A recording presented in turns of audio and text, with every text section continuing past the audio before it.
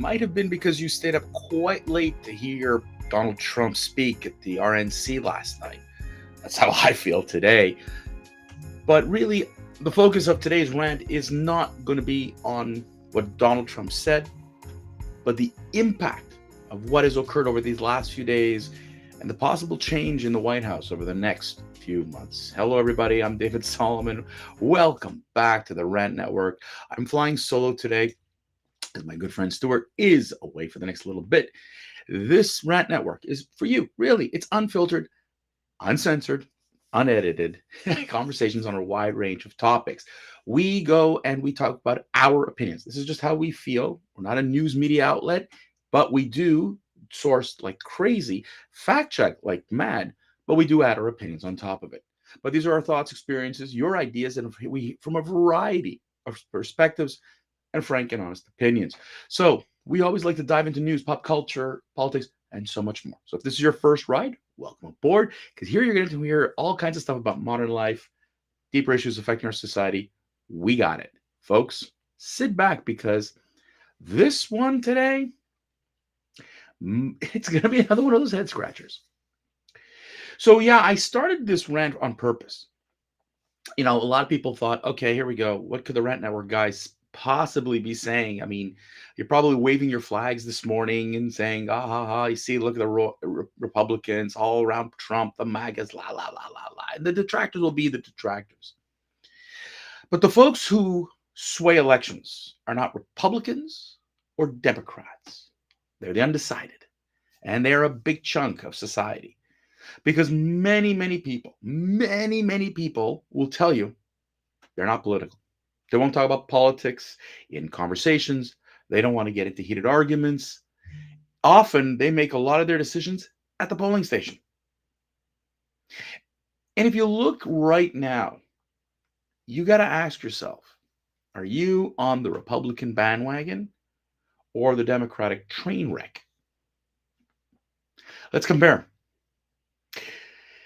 Since last Saturday, so now we're talking 6 days. Actually, this is day 7. Okay? Since before Donald Trump's assassination attempt, many pollsters were saying this is neck and neck. Now, pollsters take it for what they're worth. You can find a poll that tells you anything. But when you see all the media outlets, and I have to say it this time because it's the right and the left or whatever, and they're saying it's clearly neck and neck, but there is a small advantage to Donald Trump. But can Donald Trump really rally the Republican Party? Something we haven't seen most likely since Ronald Reagan. That's 40 years of powerful unity in the Republican Party. Last Saturday, the assassination attempt changed a lot of people's minds. And while the finger pointing, we talked about this rant, the finger pointing went back and forth and who's to blame and who's not. And there's still allegations from MSNBC's Joy Reid that says it was glass, it wasn't a real bullet, prove it to us. You know, all the kinds of stuff that they want the Republicans to prove, but never the Democrats. You know, we know, you've been here, you know how I feel about Joy Reid and her insane hate towards whites and Donald Trump especially. Here we are at this moment where there was an assassination attempt that if Donald Trump doesn't move his head in those quarter seconds, he's a dead man. That changed the reality. That galvanized people. And while all the Republicans were gathering within 48 hours in Milwaukee for their national convention, here was Nikki Haley. Here was Ron DeSantis. 2 people who Donald Trump insulted vigorously. Vivek Ramaswamy, all these people. And even Nikki Haley was invited to speak and gave an amazing and passionate speak about unity, working together, not just as Republicans, but as Americans. Speaker after speaker talked about unifying the United States. Speaker after speaker talked about unifying the party. And it culminated last night with probably one of the most humble speeches you could possibly have imagined coming out of Donald Trump. The man has been changed. There's no doubt about it. The assassination attempt freaked him out. And while he's standing up there, fist pump, screaming fight, and a lot of the media hating that, of course. Check out our rant on Monday. The Republican Party has never been this united in the 21st century. Not one. They didn't back George Bush Jr. this way, and they certainly didn't back the first two mandates that were given to Donald Trump. But on mandate 3, the rallying cry is incredible. There's a unity, there's a togetherness, there's a willingness to work together towards a common goal. And any sane Democrat is looking this morning and saying, Donald Trump, in about a week, probably won the election. And if you talk to Democrats who are not jaded, not, drinking too much of the Kool-Aid, and there's comments all over the web right now about it, it's palpable. It's real. And as I record this broadcast today, a 23rd Democrat is demanding that Joe Biden step down. So here's the contrast. On this side, you have the Republicans who are united, and on this side, the always perceived united Democrats are cracking. So what I said about the 21st century about the Republicans is absolutely true. No unity until now. You've had 12 years of a Republican president, 12 years of a Democratic president, and the 12 years of the Democratic president since 2000. Right? So that's 8 years of Obama, 4 years of Biden. And even in between all that, over those 24 years that we've had it, the Democrats have given you the impression they're a unified party. We've seen it even when the squad goes off on one of their craziness, the party stands together. Right or wrong, they stand together. They've stood behind Obama and Biden to the end. 12 of the last 16 years has been Democrat-led White House. And the Democrats have been strong until this year. And the cracks are there. And you're seeing now one after another. Nancy Pelosi, Chuck Schumer, Schiff, and yesterday's leak by Obama that it's time for Biden to step down.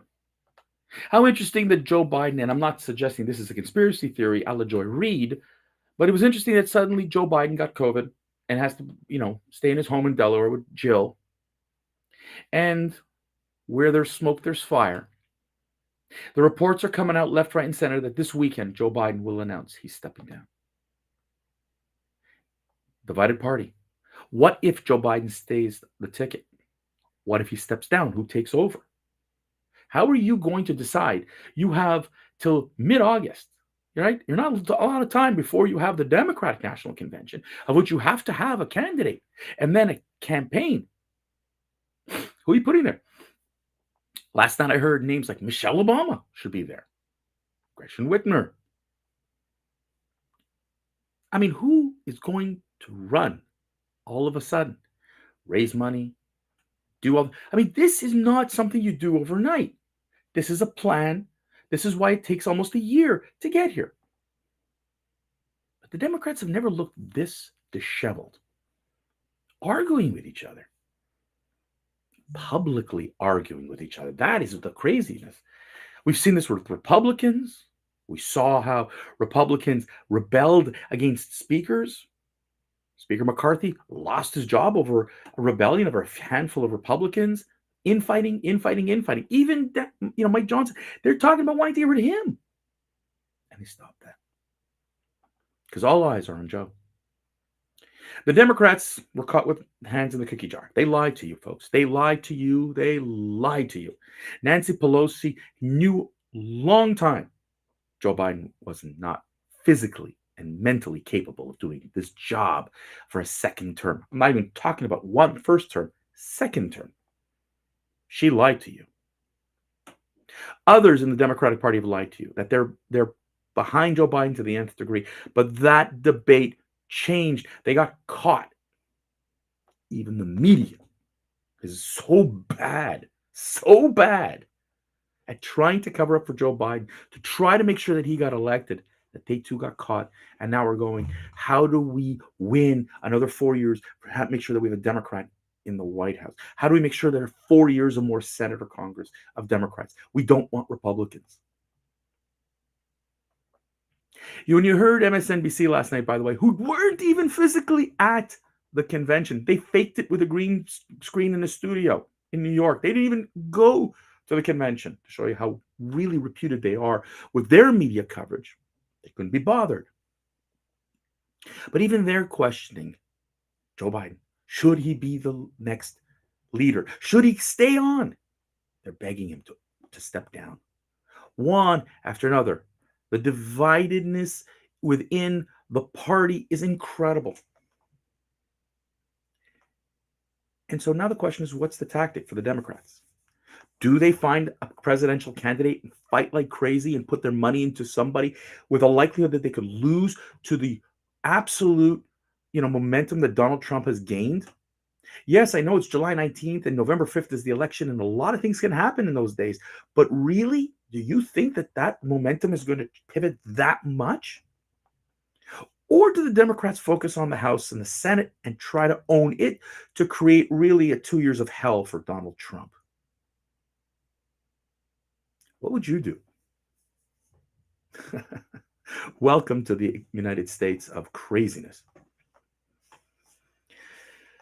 Under Joe Biden right now, we're watching a lot of things crumble, and that's what's a lot of fear there. We have a border crisis. There's crime. Immigration is ridiculous. We've seen it time and time again.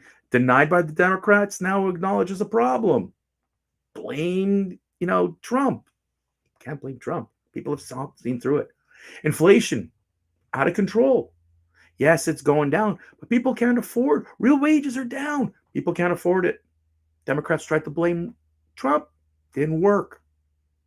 Democrats have tried to use names like MAGA Republicans, extremists, authoritarians, demagogues, Hitler. They tried all the names. None of it is working. They tried Bidenomics. No more Bidenomics. They tried Build Back Better America. Doesn't work. Everything the Democrats have tried has crumbled. We haven't seen this since Ronald Reagan demolished Jimmy Carter. And it's in all likelihood this is what's going to happen come November the 5th. And so the Democrats are running around with kind of like chickens without a head. What do they do next? How do they pivot? What's the first step? What if Joe doesn't want to step down? What if Joe does step down? What happens to Kamala Harris? What happens? There's such disarray. But it starts with one man. Joe Biden saying, I step down. One domino goes, and you have a house of cards go this way. Sorry for the cliche. But if he steps down, it's another house of cards that collapses. Neither really appear to be really good for the Democrats. This might be one of those times that the Democrats need to sit out and rebuild for 4 years. We've seen this time and time again. That sometimes after so long of the same message, people want to break from it. Remember, 12 of the last 16 years has been Democratic-run White House. And the Trump 4 years was that blip in between that Hillary is still crying that she should have won that election. But that would have created an unbelievable amount of Democratic lead. We saw that with Reagan and Bush. And after 12 years, people had enough, and we had 8 years of Clinton. Folks, it's all likelihood that we are going to see a 4-year mandate for the Republicans in the White House. Don't know about the Senate. I don't know about the Congress. But the presidency is, just mark my words, July 19th. And I hate doing predictions. But if the election were today, Donald Trump would be win a majority of the states. He'd win outright. And the Democrats would be reeling. So, folks, as you're looking and you're maybe contemplating what do you do going forward, party over here on the right, unified. Party on the left, disarray. Who would you hook your horse to? Who are you cheering for? I know you might be cheering for one party or another because of the policies, one party or another because of what you think that they'll bring to the table. But be really careful right now when you're looking at the Democrats. What are they bringing to the table? Who are they bringing as president? Because, folks, it'll be a mess. It'll be worse than a mess. The democratic process that's supposed to be behind choosing your president will be in massive question. Is this another hand picked by the Democrats, like Hillary, like Joe? Or are we going to go through something real? Because the people won't have a choice. Remember, millions of people are supposed to vote for the candidate. Not going to happen. It's going to go to a convention where a couple thousand people get to make a call for hundreds of millions of people. Think about that, folks. Think about that. That's it for today. Thanks for listening in. This is the end of the week. We'll be back again on Monday, Wednesday, Friday, noon Eastern. That's when we broadcast. Thank you for joining me on these insights. Hope you gained something out of this. Something to another one of those head scratchers that I like to call it. Check us out on social media. We're on Instagram, Facebook, YouTube, you name it. We're there. Like us, share us. Tell your friends about us. We have no holds barred here.